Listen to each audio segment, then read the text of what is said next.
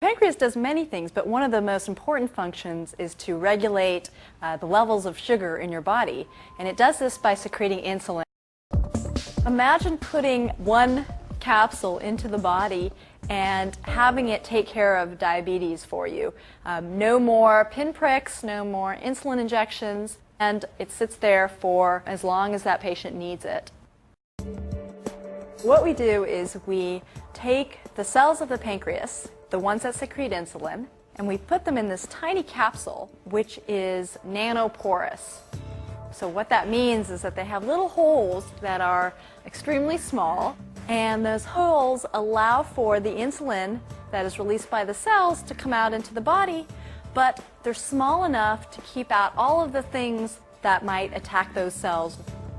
So this square device is actually a capsule, and it has a central reservoir where you can put millions of cells, and on the back of the reservoir are the tiny nanopores.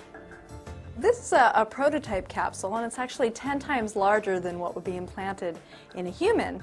But each of these little rectangles is actually millions of nanopores. We like to think about the capsule as almost like a tea bag.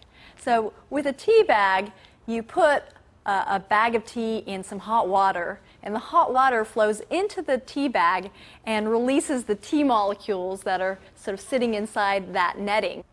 The same thing can be said with our capsule, but instead we have sugar that comes into the capsule, and it alerts those cells that we put inside to secrete insulin. We make these capsules in a clean room because nanotechnology creates devices that are smaller than dust. And so if we actually created it in a normal lab, we would have dust coming down on our device and actually potentially clogging up the pores.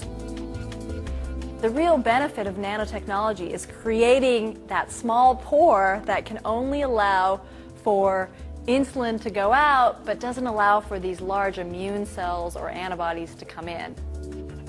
You can't actually do that with anything that's on the large scale.